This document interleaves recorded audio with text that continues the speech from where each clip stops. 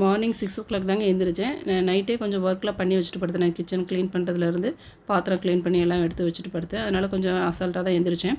எழுந்திரிச்சோன்னே பார்த்திங்கன்னா இந்த கொத்தவரங்காய் தொக்கு செஞ்சு கொடுக்கலான்னு சொல்லிட்டு ஸ்கூலுக்கு இன்றைக்கி 2 பேருக்குமே சாட்டர்டே ஸ்கூலு. அதனால் 2 பேருக்கும் செஞ்சு கொடுக்கலான்னு எடுத்தேங்க. அது கொத்தவரங்காய் கொஞ்சம் நாராக இருந்துச்சு. அதை க்ளீன் பண்ணுறதுக்கு தான் கொஞ்சம் லேட் ஆச்சு.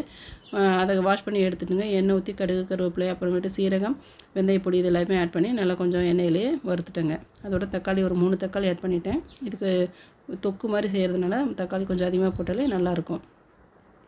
இப்போல்லாம் 2 பொண்ணுங்களுமே வந்து வெஜிடபிள்ஸ் அதிகமாக கேட்குறாங்க, சாப்பாடு ரொம்ப கம்மியாக கேட்குறாங்க. ஸோ அதனால் இன்றைக்கி வெஜிடபிள் அதிகமாக வாங்காதனால இன்றைக்கி கொத்தவரங்காய் தான் இருந்துச்சு. சரி, நான் அதை செஞ்சு கொடுத்துட்டேன்.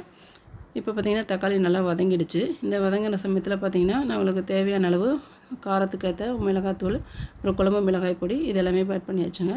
தேவையான அளவுக்கு உப்பு, அதோட மஞ்சத்தூள் இதை ஆட் பண்ணி நல்லா வதக்கி விட்டாச்சு.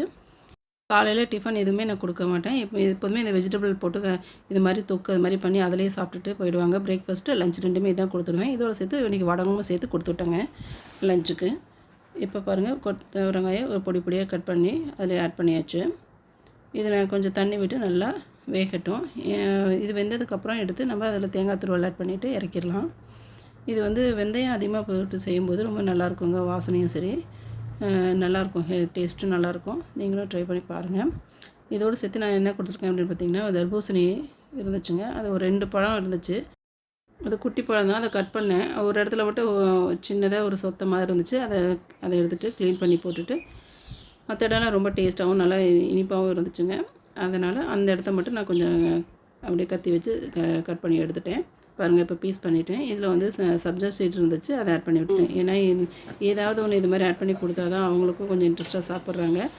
மார்னிங் பிரேக்ஃபாஸ்ட்டு சாப்பிடும்போது இதையும் நான் சாப்பிட்டுட்டு போயிடுறேன்னு சொல்லிட்டாங்க. அதனால் நான் பேக் பண்ணல. கிச்சன் ஜன்னல்லேருந்து பார்த்தேன், இந்த டேபிள் ரோஸ் அழகாக பூத்துருந்துச்சுங்க. அதை ரசிச்சுக்கிட்டே நான் ஒர்க்காக செஞ்சுட்ருந்தேன்.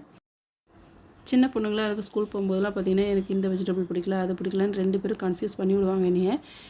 ஒவ்வொருத்தருக்கும் ஒவ்வொரு தனித்தனியாக வெஜிடபிள் செய்ய வேண்டியதாக இருக்கும், டிஷ்ஷு செய்கிறதா இருக்கும். இப்போ வந்து எல்லாமே மாறிடுச்சு. ஓரளவுக்கு பெரிய பொண்ணுங்களாக எல்லாம் மாற்றிக்கிட்டாங்க. இருந்தாலும் இந்த 26 ஸ்கூல் ஆரம்பித்ததுக்கப்புறம் பார்த்திங்கன்னா ரொம்பவே மாற்றம். எனக்கு வெஜிடபிள் அதிகமாக கொடுங்க, எதுவாக இருந்தாலும் பரவாயில்ல, ஆனால் ரைஸ் வந்து ரொம்ப கம்மியாக கொடுங்க அப்படின்னு ரொம்ப மெச்சூர்டாகவே பேசியிருக்காங்க. ரொம்ப ஹாப்பியாக இருக்குது. வாங்க, இனிமேட்டு அது மாதிரி தான் செய்ய போகிறேன்.